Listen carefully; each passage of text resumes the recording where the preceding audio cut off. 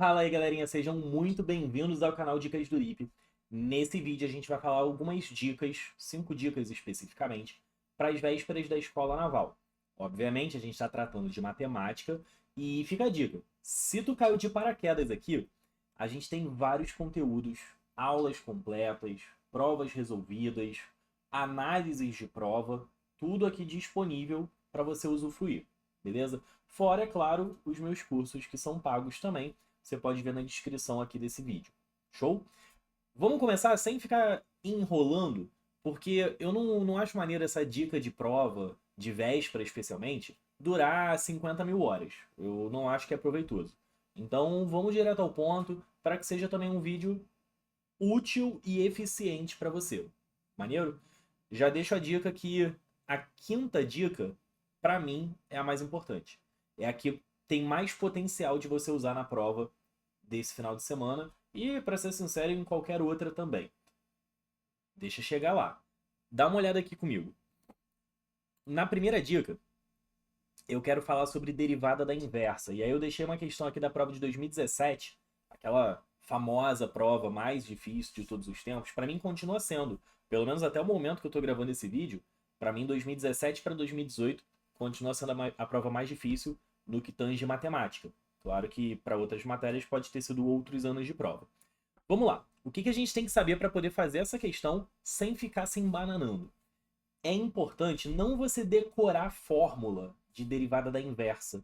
Essa fórmula ela não é proveitosa para você. É muito mais interessante você conhecer a base, de onde vem essa fórmula, porque você ganha poder de usá-la em outros cenários. Quando você tem uma função que é inversível, sempre que você faz a composta entre a função e a inversa dela, ou seja, sempre que você faz isso aqui, necessariamente você vai cair numa função identidade, que é y igual a x. Então a composta de uma função com a sua inversa é sempre x.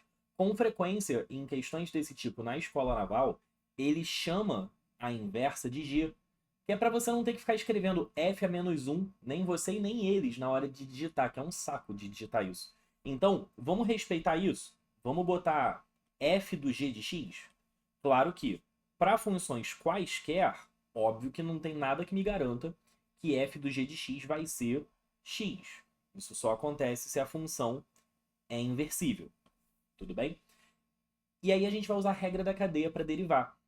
Ao derivar, é sempre derivada do de fora, aí repete tudo que está dentro, vezes a derivada do de dentro. A derivada do outro lado é a derivada do x, que é 1. Então repara que aqui a gente já tem a derivada da inversa pronta. Nessa questão em particular, ele quer a segunda derivada da inversa, no ponto x igual a 1. Então, vamos derivar de novo. Só que agora a gente tem um produto, né? Vamos lembrar que derivada do produto é a derivada do primeiro vezes o segundo, mais o primeiro, vezes a derivada do segundo. Tá? Não vamos esquecer dessa informação, não. Deixa eu deixar meu controle, não, meu microfone mais perto, que talvez o áudio esteja um pouco baixo e isso vai me incomodar depois. Eu vou acabar gravando de novo. Mas se você está assistindo essa gravação é porque o áudio estava bom o suficiente, mas eu acho que assim melhora. Pois bem, vamos derivar de novo, né? Derivada do primeiro vai ser a segunda derivada da f. Lembra que aqui ainda tem regra da cadeia. Vezes o g'. Isso tudo é essa derivada. Vezes o segundo termo, que já está lá, somado com, repete o primeiro, multiplica pela derivada do segundo. É aqui que vai aparecer a segunda derivada da inversa. Derivada do 1 é constante, derivada vai dar zero. Beleza. Aqui a gente tem tudo que a gente precisa para a questão. Não foi necessário decorar a fórmula. Inclusive, pelo amor de Deus, decorar uma fórmula aqui, tu tá de sacanagem com a minha cara, só pode. Não faz nem sentido, não teria porquê. Beleza? Então, agora a gente vai pensar em encontrar quem a gente quer. Se eu quero achar o g duas linhas de 1, é porque no caminho eu preciso calcular o f duas linhas do g de 1, então eu vou ter que calcular o g de 1, vezes o g' de 1 vai estar elevado ao quadrado, ele aparece duas vezes, mais f' do g de 1, vezes o g duas linhas de 1, essa conta toda tem que dar zero. Legal. Então a gente já descobriu que a gente precisa do g' de 1, ele vai ser calculado aqui. A gente precisa do g de 1 também, e calcular as derivadas do f. Também vai ser necessário. Aqui a gente vai obter que o f' do g de 1, eu só joguei x igual a 1, vezes o g' de 1, que é um cara que a gente quer calcular, dá 1. Fica a dica. Ele já garantiu que a função é inversível. Toda função inversível, necessariamente, ela tem que ser bijetora. É uma condição necessária e suficiente para ela ser inversível. Então, se você achar um x aqui na função f, cuja imagem vai ser 1, esse x que você achou já é o g de 1. Que, Felipe, não entendi. Tá, vamos lembrar um pouco da teoria, que no final das contas, eu não estou nem dando uma dica apenas, eu estou te dando uma aula, tá? Sempre que você trabalha com funções inversas, o x do f é a mesma coisa que o y da inversa. E vice-versa, o y do f é o x da inversa. Então, como eu quero que o x da inversa seja 1, eu quero g de 1, né? Como eu quero que esse cara seja 1, é porque o y da função é 1. Então, é a mesma coisa... Opa! É a mesma coisa que você chegar lá na função e igualar a 1. X mais ln de x igual a 1. Só que essa equação é uma equação transcendental. Ela está juntando famílias da matemática. Tem polinômio, tem logaritmo. Não existe uma forma algébrica de você fazer essa conta, de você achar o x. Mas entenda isso. Já é uma dica dentro da dica. Sempre vai ter um valor óbvio. Tipo 1, 0, menos 1, 2. Sempre vai ter um valor óbvio como resposta. Sempre. Quando não tiver um valor óbvio, é porque dá para fazer a conta. Vai ser um polinômio, uma equação do segundo grau, sei lá. Mas nesse caso, como é uma expressão feia, testa valores razoáveis. O 0 não pode porque não existe log de 0. Nem o menos 1. Se eu testar o 1, testar mesmo, você vai ver que 1 mais ln de 1, que dá 0, realmente vai dar 1. Moral da história. Se o y da função é 1, o x da função tem que ser 1 também. Só que esse x da função é justamente o y da inversa. É o g de 1. Tá? Moral da história, quando o x for 1, a inversa vai ser 1 também. Então fica o mesmo valor. Não era obrigatório isso acontecer, claro, mas já ajuda bastante a gente. A questão praticamente já acabou. Agora só falta calcular o f' e o f duas linhas. F' vai ser 1 mais 1 sobre x. Vou botar o f duas linhas aqui. E o f duas linhas vai ser menos 1 sobre x ao quadrado. Aqui é só fazer derivadas, tá? Não estou explicando a derivada porque, em teoria, a essa altura do campeonato, né? Eu espero que você saiba derivar. Ainda mais porque a prova da escola naval, com frequência, tu vai ter que derivar bastante. Então eu preciso do f' de g de 1, que nada mais é do que o f' de 1, que a gente está vendo que dá 2. Também vai precisar do f duas linhas do g de 1, que seria o f duas linhas de 1, que vai dar menos 1. Beleza? E aí é só ficar brincando agora de substituir. Nessa primeira de amarelo, para achar o g de 1, a gente vai ter 2 vezes g de 1 é igual a 1. Então é porque o g de 1, é claro, vai ser meio. Finalmente, para fechar, perceba que essa questão, a dica em si, não é para a questão ser rápida. É simplesmente para você não se embananar com fórmula. Porque a questão em si ela já é chata. Ela tem um desenvolvimento algébrico um tanto quanto chato. Nessa prova de 2017, essa é considerada uma questão fácil. Em provas normais, essa seria uma questão média. Ela está dentro dos parâmetros padrões. Tá? A gente vai ter aqui, tendo g de 1, eu vou jogar agora na segunda equação, para fechar, né? O f duas linhas vai ser menos 1. G de 1 ao quadrado. Aqui não é g de 1, né? É g', foi mal. Eu escrevi errado aqui. É g' de 1 que a gente está calculando. Onde é que eu estava? Menos 1 vezes o g' de 1 ao quadrado, vai dar 1/4, mais o f' é 2, vezes o g duas linhas, que é quem eu quero. Com isso, a gente está achando que o g duas linhas é 1/8, né? Aqui fechou a questão. O g duas linhas é 1/8. Marcou letra D. E vamos para a próxima dica. Show? Já comecei com pedrada logo, que é para você se situar. Prova da Escola Naval vai ter questão que vai te assustar, vai ter questão que vai parecer muito mais difícil do que realmente é, e tem questão cuja dificuldade vai ser o desenvolvimento algébrico. Essa, para mim, é um desses exemplos. Ela tem um desenvolvimento algébrico um tanto quanto enjoado, mas é só passar por ele. Não teve nenhum pensamento, nenhuma ideia genial para a gente usar. Foi bem feijão com arroz mesmo. Só o desenvolvimento que é um tanto quanto chato, é fácil de se perder. Legal? Próxima dica, sobre geometria plana, que vindo de mim você pode ficar muito feliz, porque eu não gosto de geometria plana. Mas eu achei por bem falar dessa dica aí.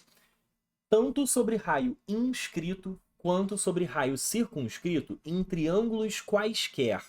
São duas formulinhas clássicas, tá? Vou desenhar aqui um triângulo qualquer, na verdade primeiro eu vou desenhar uma circunferência. Essa questão vai ser sobre o raio circunscrito. Daqui a pouco a gente chega lá. E dentro dessa circunferência eu vou desenhar um triângulo qualquer. Finge que ele é genericaço, tá bem? Da mesma maneira, eu vou desenhar uma outra circunferência com um triângulo por fora dela.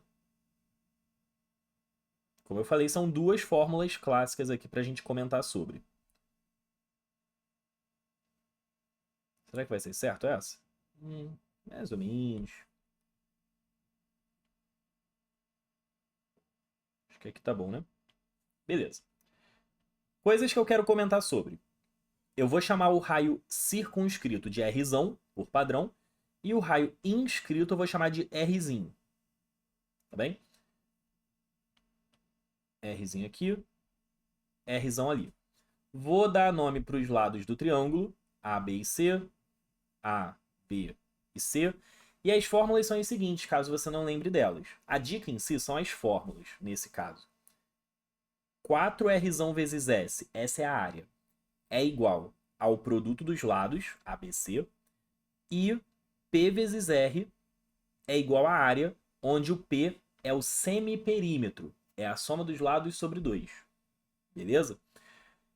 O que isso tem a ver com essa questão que eu coloquei na tela? Ele fala o seguinte na história. Tem uma pirâmide triangular, cuja base é um triângulo de lados 13, 14 e 15. É um triângulo escaleno. Todos os lados são diferentes, não tem nada bonito aí. As outras arestas, pirâmide triangular tem a base triangular. As outras arestas são todas arestas laterais. Ele disse que todas elas medem L. Isso vai ser bastante útil para o nosso desenvolvimento. Sabendo que o volume da pirâmide é Rubbles, o valor do L é... Se liga só. Se tu fizer um desenho minimamente razoável dessa pirâmide, e o que seria um desenho aqui minimamente razoável? Algo mais ou menos por aqui assim.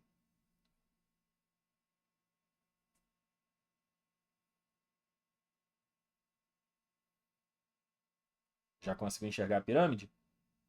Enxergou, né? Só vou dar um bisuzinho aqui de linha oculta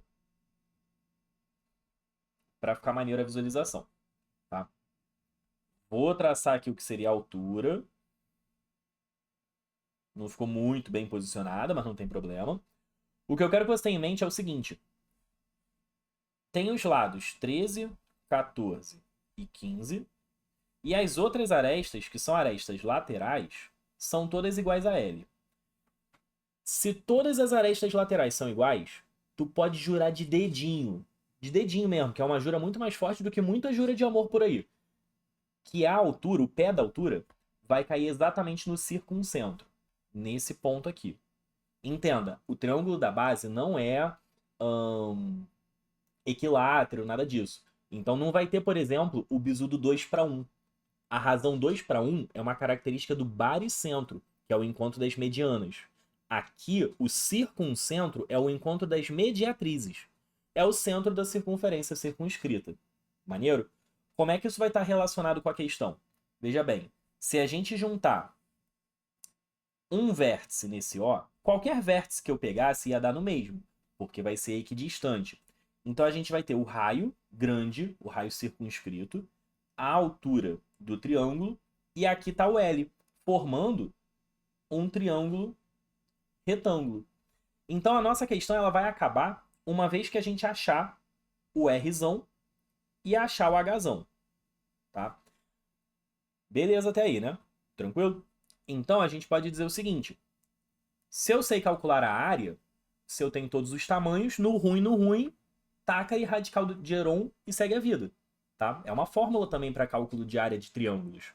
Então, a gente consegue calcular a área, a gente tem o A, B e C, então calcula esse A, B, C, logo o R já está pré-determinado. Essa parte, digamos que já esteja resolvida. A outra parte para resolver é sobre o volume. Então, a gente vai ter que o volume é 1/3 da área da base vezes a altura que eu chamei de Hzão. Não tem jeito, eu vou ter que calcular essa área da base mesmo. Vamos calcular logo, então? Área, usando o radical de Heron, é raiz de P, P menos A, P menos B e P menos C. Esse P é o mesmo semiperímetro que estava ali atrás no raio inscrito. Tudo bem? Então, a gente vai ter que a área, nesse caso, bom, 13, 14, 15, a soma é 42, né? Então, vai ser 21, que é 42 sobre 2. O perímetro é 42, o semiperímetro é metade. 21 menos 13 vai dar 8. 21 menos 14 vai dar 7. 21 menos 15 vai dar 6. Parece feio para danar, mas repara só. 7 com 3 dá 21 também. E aí vai sobrar um 2, vai ficar 16. Isso é um quadrado perfeito. Especificamente, 21 vezes 4 vai dar 84. Tá? É esse cara daqui. Fechou? Então agora vamos fazer as contas na moral. 4 vezes o R que eu quero achar, vezes 84. Eu não vou fazer todas as contas, porque vai ter coisa que vai cortar, vai ter coisa que vai simplificar. Eu vou me poupar na medida do possível. Tudo bem? Eu vou deixar essa conta aqui por enquanto. Já já a gente pensa em simplificá-la. E vou fazer a conta do volume. 1/3 da área vezes a altura tem que dar aquele valor que está lá em cima. 105 raiz de 22. Show? O Rzão, ele seria 13, 14, 15 sobre 4 vezes 84. Enquanto que o Hzão seria 3 vezes 105, raiz de 22, sobre 84. Eu vou focar no seguinte, então. Os dois caras já não estão tão parecidos assim. Eu vou cortar coisas que cortem nos dois. Porque, qual a ideia aqui? Isso acontece muito em probabilidade. De novo, uma dica dentro da dica. Eu vou ter que somar esses malucos, especificamente eu vou ter que somar os quadrados deles, por causa do Pitágoras que está aqui. Já está com um denominador diferente. Então seria interessante eu lançar um 4 aqui. Tá? E aí a ideia seria simplificar somente coisas que simplifiquem nos dois, porque aí o MMC continua feito. Seria esse pensamento. Antes de usar esse pensamento, eu vou simplificar aqui o 2, e aí, na verdade, eu só preciso adicionar no de baixo o vezes 2. Certo? Tanto em cima quanto embaixo. Isso me garante que os denominadores estão iguais já. Agora eu só vou fazer simplificação se cortar nos dois. Por exemplo, dá para simplificar um 7 nos dois. Em cima aqui vai dar 1, embaixo vai dar DZ12. DZ12. Por 7 aqui, a gente já sabe que vai dar 12. Por 7 aqui vai dar 15. Dá para simplificar um 3 também, né? Se eu cortar esse aqui, vai ficar 4 embaixo, 5 em cima. 12 com 15. Eu falei que ia simplificar o quê? O 3, né? 4 e 5. Eu podia ter cortado esse 3, eu só percebi agora. Mas tudo bem. Achamos que o R é 13 vezes 5 sobre 8, né? 13 vezes 5 sobre 8. E o H é 6 vezes 5. Eu não vou escrever 30. Depois eu explico por quê. 6 vezes 5 sobre 8. O que eu vou fazer agora? Eu vou jogar no Pitágoras, se possível, fatorando o que der para fatorar, botando em evidência e tal. Então, assim, tu pode sair feito um troglodita fazendo a conta. Você pode fazer isso. Mas, potencialmente, você vai fazer mais conta do que precisa, tá? Tem que estar ciente disso. Aqui, eu usei o máximo possível de bizu para me poupar dos trabalhos. Tipo, 5 e 8 ao quadrado, eu não fiz conta, eu sei de cabeça. 13 ao quadrado é 169. 6 ao quadrado é 36. Eu só espero não ter esquecido de ninguém, né? Eu tô com o sentimento de que eu esqueci de alguém e isso tá me incomodando. Ah, claro. Claro que eu esqueci. Coitado do Raiz 22. Lancei um preconceito gratuito com ele, eu fingi que ele não existia. Falei que eu tava com esse sentimento, pô. 6 vezes 5 vezes raiz de 22, agora sim, tá? Então, quando eu botei os 5 oitavos em evidência, sobrou 6 raiz de 22. Fica 36 vezes 22. O que é 36 vezes 22? É 72. Com 72 dá 792. Ó, não é por nada não. Eu espero muito que dê um quadrado perfeito, até pela cara das opções. Não tem raiz nem nada. Então é bem provável que seja 961. Você pode confirmar que vai ser 961 mesmo. É 31 ao quadrado. Então, assim, ter conhecimento de quadrados clássicos, a minha sugestão é até o 30. Esse já seria o 31 ao quadrado. Só que assim, do 30 pro 31, dá pra decorar, cara. Dá pra saber decorado sim. Pessoalmente eu sei realmente até o 31, aí depois o 32 e o 36. Esses são os que eu sei de cabeça. Mais que isso aí eu tenho que parar pra pensar. Mas qual vai ser o pensamento agora? O L vai ser 5 oitavos vezes 31, que dá 155 sobre 8. Tá respondido. A gente vai ter resposta de letra A. Essa questão, se eu não me engano, é da prova de 2017 também. Tá? Questão maneiraça. Ela tem um desenvolvimento padrão. Não é uma questão muito fora da curva. Ela tem um desenvolvimento padrão. Só que por algum motivo, muitos de vocês esquecem essas duas fórmulas. Então, fica a dica que é ferramenta também.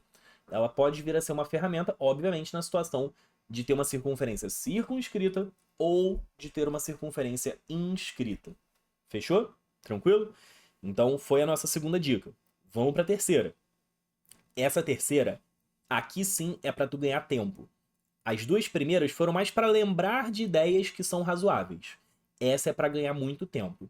Botei a questão de 2021, que foi a questão recente que cobrou essa ideia, mas olha só, essa questão ela tá errada. Ela não foi anulada, não teve mudança de gabarito nem nada, mas ela tá errada. A escola naval foi imprecisa na construção porque ela não definiu qual era o coeficiente do termo dominante. Ou não me deu nada relacionado a isso. Ela podia me dar o termo independente, enfim. Que aí garantiria qual polinômio eu quero. Porque existe uma infinidade de polinômios que satisfazem o que ele pediu, tá? Mas a resolução deles, e aí como eles não anularam o gabarito, supõe-se que eles esperavam que fosse feito desse jeito, usa uma fórmula. Pouca gente sabe essa fórmula, muita gente esquece dela. Com frequência, as pessoas resolvem usando relações de Girard, o que não é uma ideia ruim, só que na escola naval se torna uma ideia ruim. Porque por relações de Girard, você vai achar algo do tipo A vezes Q de X. Tipo assim, ó, é um múltiplo do polinômio. Porque todos esses caras, quando você iguala a zero, vão ser reduzidos a Q de X, então vão ter todos da mesma raiz. Só que no Girard, tu vai achar com algum A e Mandrake. Tipo um A igual a 2, um A igual a 5, A igual a 125. Tu não tem como prever isso. E aí na prova, ele pode estar querendo usar o A igual a 1, pode estar querendo usar o A igual a 2. Ele pode não falar. E aí o problema é se acontecer de novo o que aconteceu aqui. Ele não falar qual é o A. Mas eu não vou ficar entrando no detalhe de por que ela deveria ter sido anulada, etc. O fato é que não foi. Vamos focar na dica, então. Como que você resolve essa questão sem dor de cabeça e sem ficar se preocupando com dica, com um detalhe de coeficiente, etc. Se eu quero fazer uma transformação, nesse caso uma transformação multiplicativa, eu vou dar o bizu das outras também, tá? Mas se você quer fazer uma transformação multiplicativa, o pensamento é o seguinte. Eu vou deixar digitado só pra gente não perder, né? São três transformações possíveis: multiplicativa, aditiva ou recíproca. A recíproca ela é meio que independente das coisas. Ela é diferente, digamos assim. Espera aí que eu me perdi. Copiar. Lá. Eu quero também a aditiva. E aí depois você vai ver que vai resolver a questão facinho, facinho. E a recíproca. A recíproca, como eu falei, ela vai ter uma regra própria. Até serviria a regra geral, mas a regra própria fica mais fácil. Simples assim. Tá? Como é que você faz rápido uma transformação multiplicativa? o que seria uma transformação multiplicativa para começo de conversa? As minhas raízes originais são só 3 raízes, vou deixar 3 mesmo. Elas vão ser transformadas em múltiplos delas. kx1, kx2, kx3. Nesse caso, o k é 5, mas podia ser qualquer outro k. O pensamento é sempre você considerar que x são as raízes antigas e y são as raízes novas. Aí é uma dica mesmo de construção. É como se você estivesse mudando a variável. No final, tu vai escrever x mesmo, não é problema nenhum, mas eu vou botar y para não confundir agora. A relação, eu estou olhando e estou vendo que o y é da forma k vezes x. É k vezes o que antes era a raiz x. Só que o que está escrito no meu polinômio, no polinômio original, não é o y, é o x original. Então eu vou escrever que o x é k sobre y. Desculpa, y sobre k. Fazendo essa substituição, eu estarei fazendo exatamente a transformação que foi desejada. Vamos já fazer? E aí depois eu falo da aditiva e da recíproca. A gente vai ter que o meu novo polinômio seria o p de y sobre k. No caso, y sobre 5, né? O que é o p de y sobre 5? É jogar y sobre 5 onde estava x. Vai ficar 5 y ao cubo sobre 125 menos 4 y ao quadrado sobre 25 mais 7y sobre 5 menos 2 igual a 0.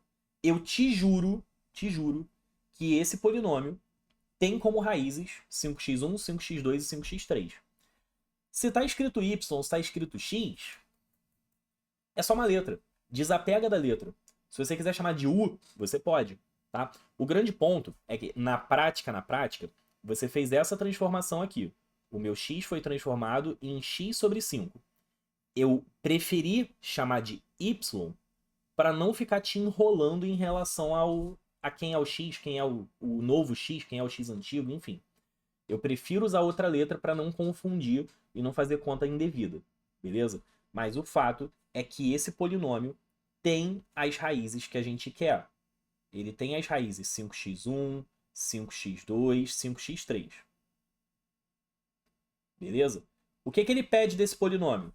Não é a soma dos coeficientes? Mais uma dica dentro da dica. Todo polinômio, qualquer polinômio, se você quer a soma dos coeficientes, é só fazer P de 1. Ou polinômio jogando x igual a 1. Aqui eu estou vendo os coeficientes, né? Então é só somar mesmo.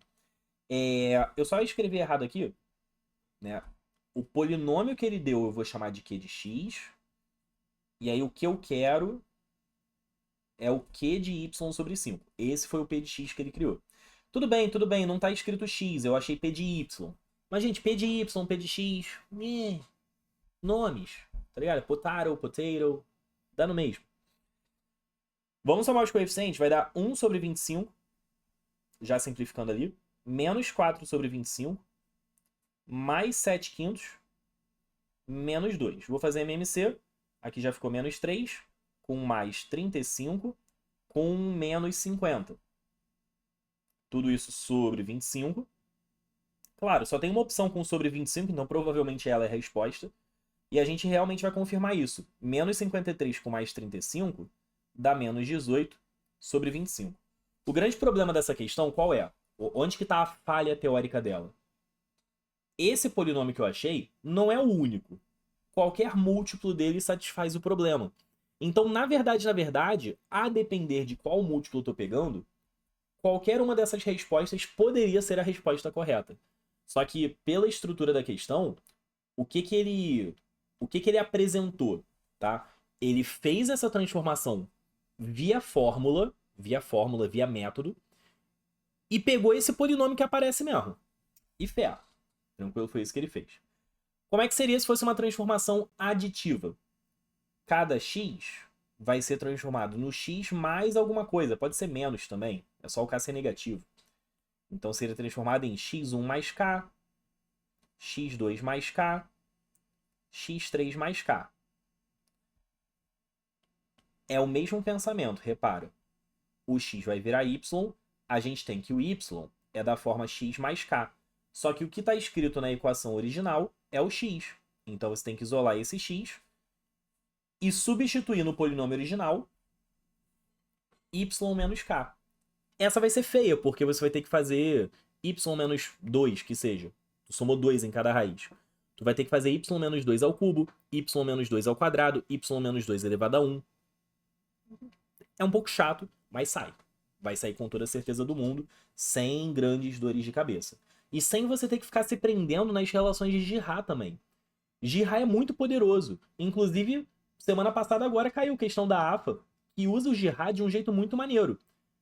Mas você não precisa se prender ao Girard quando você quer somente fazer uma transformação algébrica, ok? O caso da recíproca é quando as raízes, supondo é claro que nenhuma delas seja zero, invertem. Então vai ficar 1 sobre x1, 1 sobre x2 e 1 sobre x3. Valeria. Chama de y, chama de x. O y é 1 sobre x. Valeria fazer isso, tá? Mas a gente vai ter um bizuzinho muito mais prático, mais eficiente. Basta escrever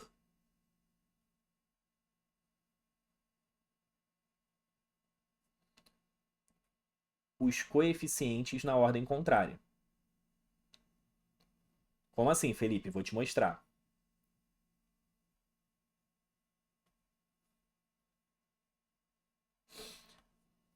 Esse polinômio aqui, ele não tem raiz nula e as raízes são x1, x2 e x3. O que seria escrever os coeficientes na ordem contrária? É você ler de trás para frente, mantendo a ordem do x ao cubo, do x ao quadrado. Então seria menos 2x ao cubo, mais 7x ao quadrado, aí o próximo é menos 4. Menos 4x, mais 5. Eu te juro, de dedinho mindinho, já falei sobre o dedinho mindinho, a jura de dedinho mindinho é mais forte que muita jura de amor, vai ficar 1 sobre x1, as raízes, né, desse cara, seriam exatamente as raízes inversas. Prático, né? Esse é o mais fácil de todos. Então, fica a dica. Questão que fala de soma dos inversos, coisas assim, você não precisa, sei lá, fazer MMC. Você pode, não tá errado, mas você não precisa. Porque se você faz essa troca de ordem dos coeficientes somente, você já tem as raízes inversas.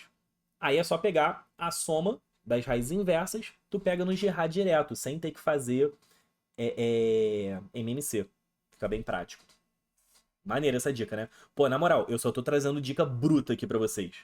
Cada uma delas tá sendo praticamente uma aula, uma mini aula. Vamos na próxima. Essa vai ser outra mini aula. Essa não vai ter questão envolvida, porque a questão é a própria demonstração. Eu quero fazer algo do tipo seguinte. Tanto faz se eu tô calculando soma de senos ou soma de cossenos, tá? Eu vou botar soma de senos só como exemplo. Eu quero calcular algo da forma seno de θ, seno de 2θ, seno de 3θ, até seno de nθ.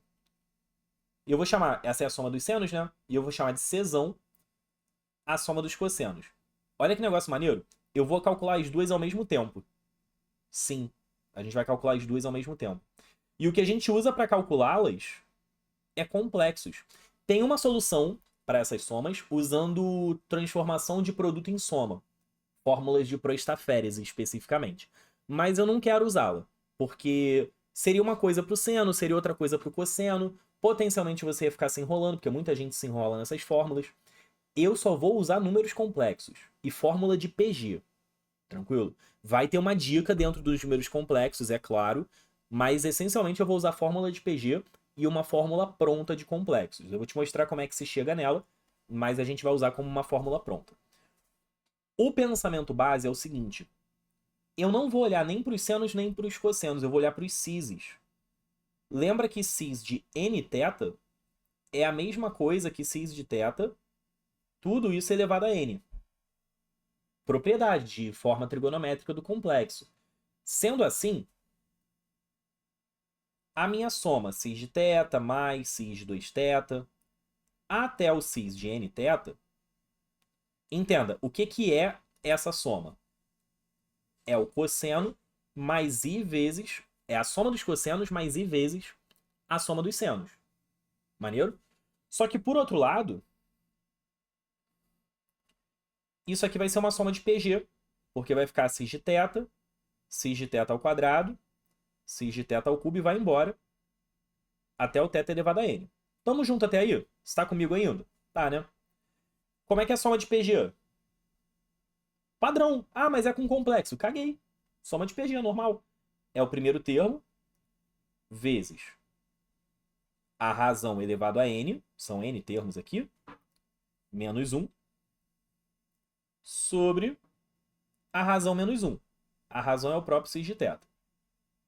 Tá? Inclusive, aqui eu não escrevi o n, eu não escrevi as potências no melhor lugar possível, né? O melhor lugar possível é esse aqui, para ninguém ter dúvidas do que eu estou escrevendo. É o cis que está ao quadrado, é o cis que está ao cubo, não é o θ. Beleza? O melhor lugar é o cis elevado, e aí o θ é o que está dentro do cis. Show? Agora a gente vai tratar uma fórmula sobre esse cis de coisa menos 1. Vamos fazer isso aqui em paralelo? Só para não atrapalhar o nosso desenvolvimento que já está ali. Como é que funciona? Especificamente a fórmula, eu vou botar assim, é para o cis de 2x. Vou botar 2x para não confundir o θ que está na questão. Na verdade, vou botar 2t, que deu vontade. Eu quero calcular cis de 2t menos 1, tem uma fórmula fechada para isso. Qual o processo? Eu quero abrir, obviamente, o cosseno de 2t mais i vezes seno de 2t.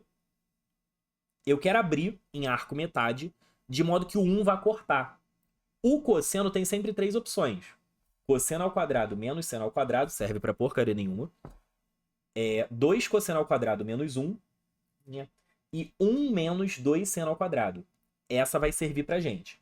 Então a gente vai escrever 1 menos 2 seno ao quadrado de t, i vezes 2 seno t cosseno t, menos o 1 que já estava lá. Olha o 1 cortando. Agora a gente vai botar o que der para botar em evidência. A princípio, eu só estaria vendo o 2 e o seno para botar em evidência, e no parêntese sobraria menos seno t mais i cosseno t. Mas isso não chega a ser um cis. Cis é cosseno mais i vezes seno. Tem nem menos na história. Não tá maneiro. É um pulo do gato. Tá? Essa, na boa, só decora. Não fica tentando... Ai, mas eu jamais pensaria nisso. Eu também jamais pensaria nisso, porque eu vou tirar uma ideia... Tu sabe de onde que eu vou tirar essa ideia. Eu jamais pensaria nela sozinho. Quando eu tinha a tua idade, provavelmente quando eu era mais novo, que eu comecei um pouco antes, alguém me falou dessa ideia. E aí eu absorvi, decorei e a partir daí usei. A ideia é o seguinte. Lembra que i ao quadrado é menos 1? Eu vou olhar para esse menos que está aqui na frente e vou tratar como i ao quadrado. Eu sei que você jamais pensaria nisso. Eu também jamais pensaria nisso, como eu te falei agora. Mas sem essa ideia você não sai do lugar. Então decora, pô. Decora. Você pode decorar a fórmula final também, claro. Pensando na véspera, é até útil você decorar só a fórmula final. Mas o desenvolvimento em si, ele é bem poderoso. Porque mesmo que fosse um mais, cis de θ mais 1, você conseguiria usar uma artimanha para poder desenvolver também. Em vez de usar 1 menos 2 seno ao quadrado, tu colocaria 2 cosseno ao quadrado menos 1. E nessa não teria essa decoreba do i ao quadrado. Pois bem, dá para botar o i em evidência sim. E aí o que vai sobrar, agora sim, é cosseno mais i vezes seno.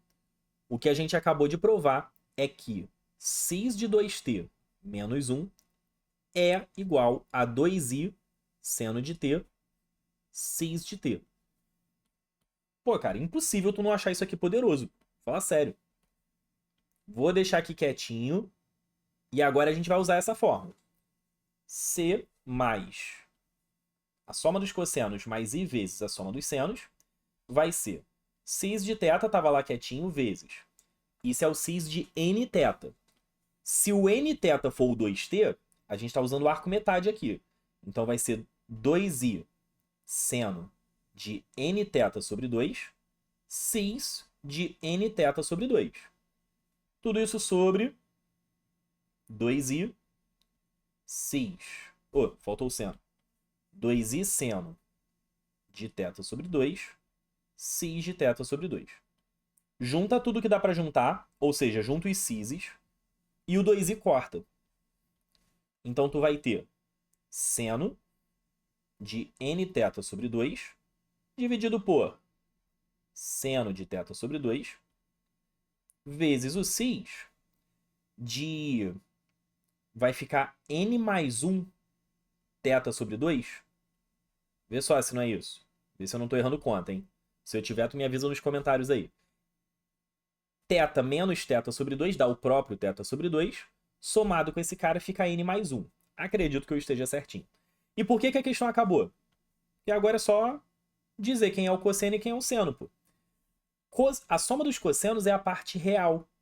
E a parte real é essa divisão de seno por seno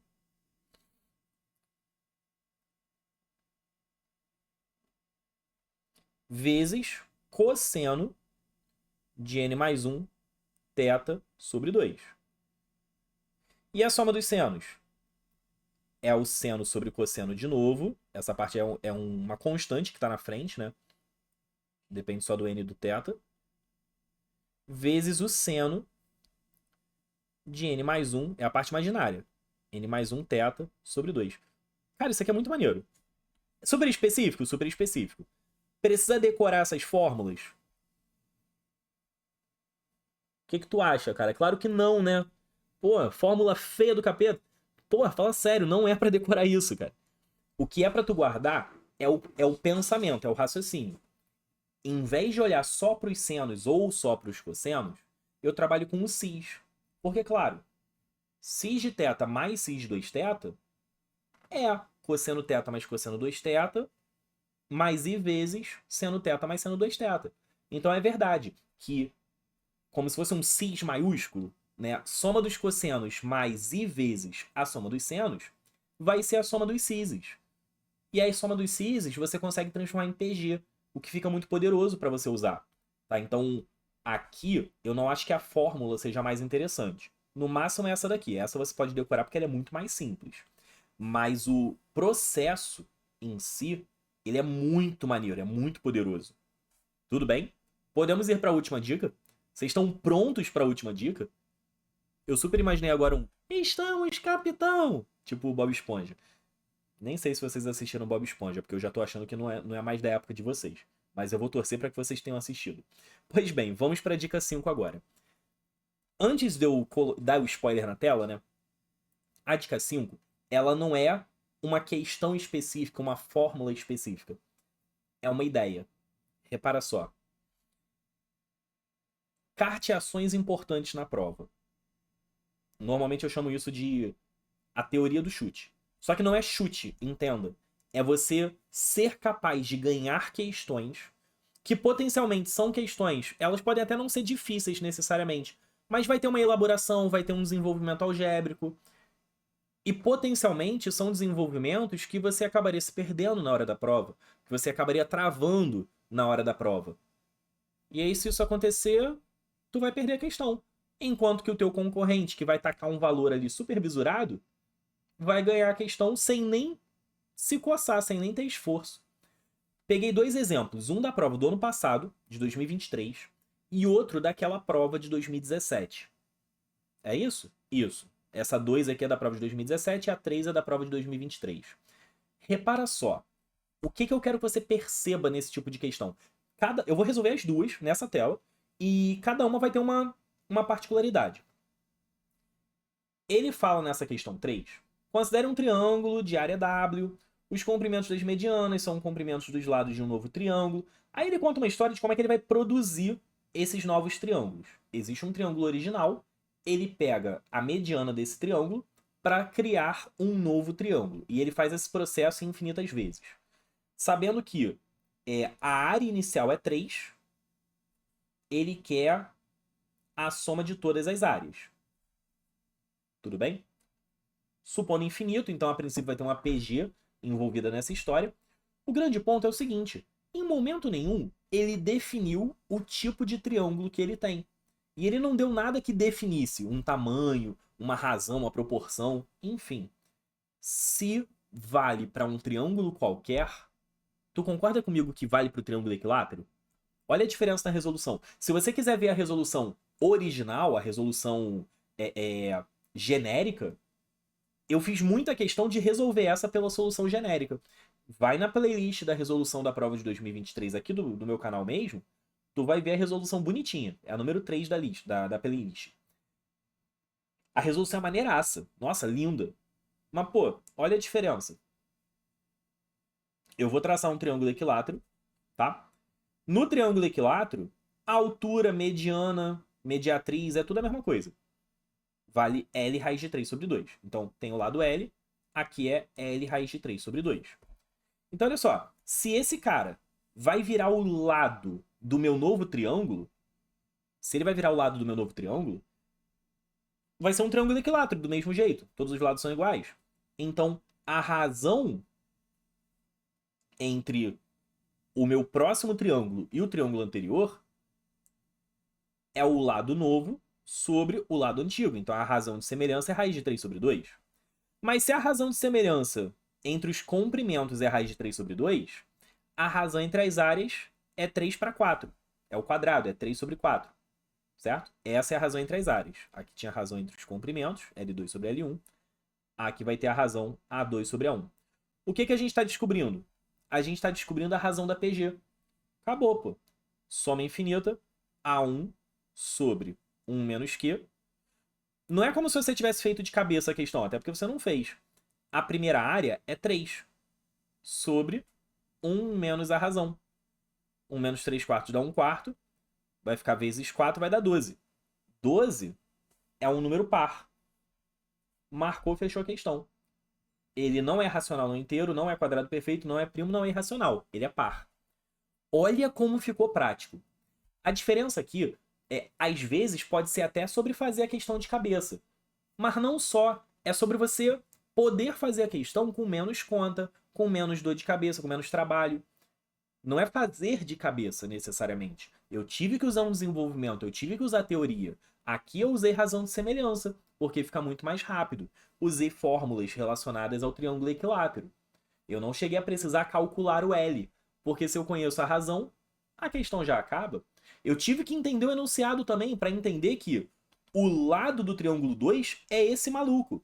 Aí ele vai pegar esse maluco, esse maluco, esse maluco. Seria um triângulo com esse lado. Você tem que entender isso na questão. Mas você não precisa fazer a questão genérica, que é muito mais chata de fazer. É muito mais pesada de fazer.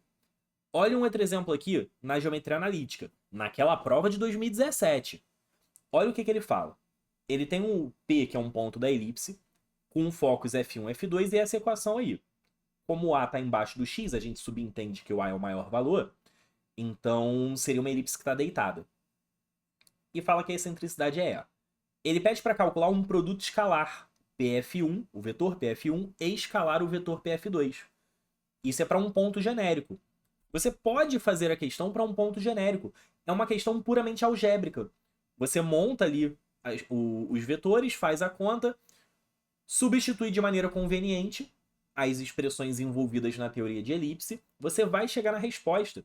Eu não lembro agora se a resposta é letra E, se é letra A. Eu acho que é letra E. Mas enfim, a gente vai descobrir a resposta. Eu acho que é letra E.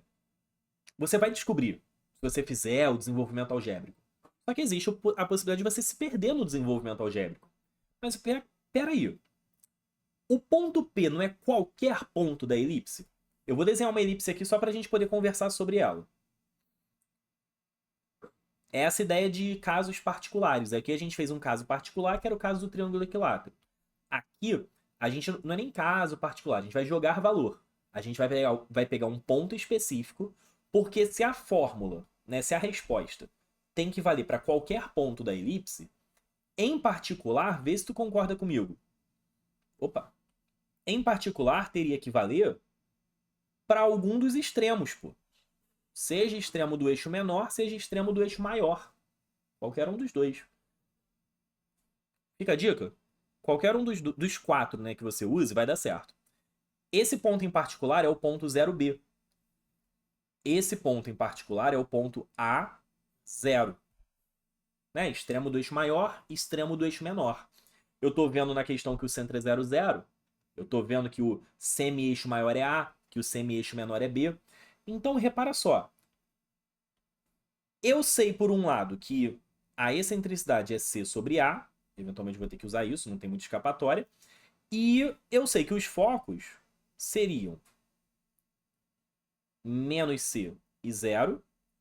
E esse aqui seria mais C e 0. Eu vou usar esse ponto aqui que está mais bonitinho. Apesar que os outros também estão. Eu quero o PF1 e o PF2. Não tem escapatória, você tem que fazer alguma conta. Só que você não precisa fazer toda a conta. Essa talvez seja a dica mais poderosa que eu posso te dar nas vésperas da escola naval. Porque numa dessas você ganha uma questão mais complexa sem o esforço de uma questão complexa. Essa é a dica. Tá, então quem é aqui o PF1? Aqui não tem jeito, tem que achar os vetores, só que são vetores simples. É final menos inicial. Vai ficar menos C menos B. Quem é o PF2? Vai ser C e menos B. Tudo bem. O produto escalar entre eles seria C ao quadrado mais B ao quadrado. Opa! Menos C ao quadrado mais B ao quadrado. Certo? Não gostei muito disso não, né? Porque as opções estão todas em função do A. Talvez tivesse sido melhor usar esse ponto. Mas tudo bem. A gente sabe que na elipse, o A2 é B2 mais C2. Só que como a excentricidade é C sobre A, a gente vai ter que o C é A vezes E. Show? É só substituir esses carinhas direto aqui. Essa já é a resposta, ela só não está no formato que ele quer. Tá bom? Então vai ser menos o C quadrado, menos E2 vezes A2, mais o B quadrado, o B quadrado vai ser A2 menos C2. Então a gente está achando A2 menos 2, A2 vezes E2. Tranquilo? Lembra que a gente jogou x igual a 0? Eu até vou botar o A2 em evidência, que vai ficar igualzinho a resposta. Como a gente jogou x igual a 0 nesse ponto, nas opções eu vou jogar x igual a 0 também. Tem que dar igualzinho o que está aqui, uma vez jogado x igual a 0, não antes. Esse não é igual, esse não é, não está ao quadrado. Esse também não é. Opa! Só o último que deu certo. Olha a resposta aqui. Entende? Eu não precisei fazer um XY genérico, não precisei fazer desenvolvimento de produto notável, nada disso. Não que essa questão seja difícil, eu não considero, especialmente na prova de 2017, eu não considero essa uma questão tão difícil assim. Ela tem um peso pelo desenvolvimento algébrico, mas você consegue fugir desse peso. Esse desenvolvimento algébrico é muito mais simples do que o original da questão. Show de bola? É esse o pensamento, gente. Acabei de perceber que eu esqueci de trocar a template, mas paciência. Agora já foi. Que agora o Dicas do Lip tem uma logo, né? Não sei se vocês já tinham reparado nisso, mas eu troquei o da primeira página e esqueci de trocar o das outras. Mas tá tudo bem. Gente, espero que vocês tenham gostado das dicas. Tivemos aí uma aulinha de 1 hora, arredondando, né? 50 minutos. Então, um tempinho de aula para dar aquele reforço de véspera para nossa prova de amanhã. Espero que seja proveitoso. Sugiro fortemente que você assista também as dicas da EFON, porque, bem ou mal, dicas que funcionam para uma, nesse caso, funcionam para outra também. Então, eu me esforcei para não repetir dica, é claro. Então, você tem no total aí 10 dicas para a prova de amanhã, se você assistir o vídeo da EFON também. Belezinha? Espero que tenha sido proveitoso. Façam excelente prova, tanto no sábado quanto no domingo. E espero que vocês tenham gostado do conteúdo. Deem o like, se inscreve no canal, essa coisa toda. A gente se vê por aí. Espero que com vocês comemorando a aprovação. Valeu, gente!